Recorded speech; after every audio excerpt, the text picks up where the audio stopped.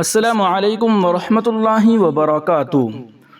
امیر الہند حضرت مولانا سید ارشد مدنی صاحب فرماتے ہیں، آخرت کے مقابلے میں دنیا کی تکالیف، دنیا کی بے عزتی اور دنیا کی تکالیف خواہ کتنی ہی بڑی کیوں نہ ہو، آخرت کے عذاب کے سامنے خواہ وہ ایک منٹ یا ایک سیکنڈ کے لیے ہو، اتنی بھی نسبت نہیں رکھتی جو کہ ذرہ کو پہاڑ کے سامنے ہے۔ پھر ان تکالیف دنیاویہ کی وجہ سے بہت سے لوگ آخرت کا عذاب دائمی خودکشی کر لیتے ہیں۔ یہ کس قدر جہالت اور حماقت ہے۔ جوان مردی اور اتباع خدا اور رسول صلی اللہ علیہ وسلم کی یہی شان ہے کہ انسان اپنے عزائم کو، خواہشات کو اللہ اور رسول کے سامنے سر بسجود کر دے، اور خواہ کتنی ہی نشت اور مشقت اور ناگواری پیش آئے اس کی پرواہ نہ کرے، بس اللہ اور رسول کا تابعدار بنا رہے۔ لا یؤمن احدکم حتی یکون ہواہ تبعا لما جئت بہ، یہ قول سرور کائنات علیہ السلام کا ہے۔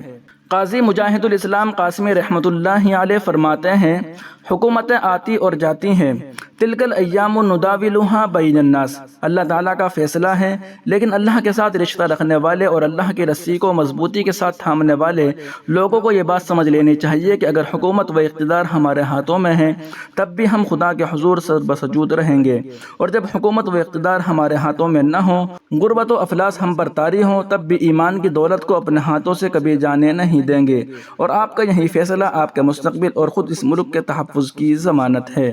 مولانا محمود مدنی صاحب نے فرمایا، مدرسوں کے سمبند میں اتر پردیش سرکار اپنا آدیش واپس لے، اسلامی مدرسوں کو دیش کے سنویدھان میں سنرکشن پراپت، ان کی پہچان مٹانے کی کوشش نہ کی جائے۔ دارالعلوم دیوبند کی جانب سے ضروری اعلان، تمام طلباء دارالعلوم دیوبند کو اطلاع دی جاتی ہے کہ انشاءاللہ تعالی امتحان شش ماہی 24 ربیع الاول سن 1446 ہجری مطابق 28 ستمبر 2024 عیسوی شنبہ سے شروع ہو کر 5 ربیع الثانی سن 1446 ہجری مطابق 9 اکتوبر 2024 عیسوی چہار شنبہ تک ہوگا۔ طلباء عزیز غیر تعلیمی جملہ مشاغل سے یکسو ہو کر امتحان کی تیاریوں میں مشغول ہو جائیں تاکہ امتحان میں اعلیٰ نمبرات سے کامیابی حاصل کر سکے۔ دوسری جانب ایک بڑی اطلاع آ رہی ہے کہ ریاست اتر پردیش کے ضلع غازی آباد میں مودی نگر علاقے کے آدرش نگر کالونی میں واقع ایک مسجد کو دھمکی آمیز خط موصول ہوا ہے، جس کے بعد مقامی مسلمانوں میں تشویش کی لہر دوڑ گئی۔ خط میں کہا گیا ہے کہ اگر مسجد کا لاؤڈ اسپیکر نہ ہٹایا گیا تو لاشیں گننے کے لیے تیار رہیں۔ دھمکی آمیز خط موصول ہونے کے فوراً بعد مسجد کی انتظامی کمیٹی نے مراد نگر پولیس اسٹیشن میں شکایت درج کرائی۔ تفصیلات کے مطابق مودی نگر کے آدرش نگر کالونی میں سنہری مسجد واقع ہے۔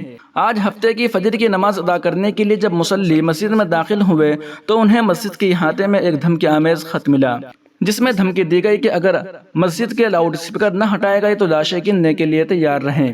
وکیل وسیم نے فوری طور پر مراد نگر پولیس اسٹیشن میں شکایت درج کرائی۔ اطلاع ملتے ہی P S incharge Mukesh Kumar نے پولیس فورس کے ساتھ مسجد پہنچے۔ اے سی پی نریش کمار نے کہا کہ معاملے کی پوری جانچ کی جا رہی ہے، پولیس قریب میں نصب سی سی ٹی وی کیمروں کا جائزہ لے رہی ہے اور خط لکھنے والے شخص کے بارے میں پوچھ گچھ کی جا رہی ہے۔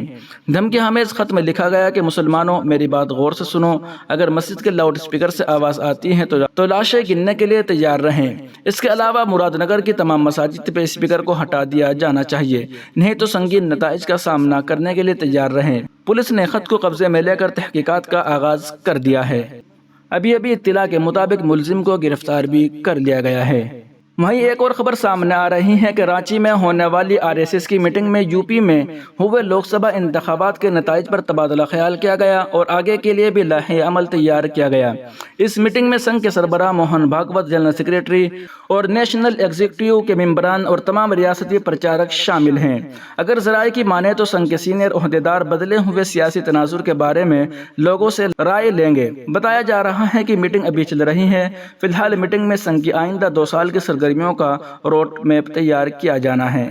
ملک میں لوک سبھا انتخابات میں مسلسل تیسری بار این ڈی اے کی حکومت بنی، لیکن اس بار مودی سرکار کا جادو ختم ہوتا نظر آ رہا ہے۔ حکومت بننے کے باوجود اپوزیشن مضبوط ہو کر ابھری ہے۔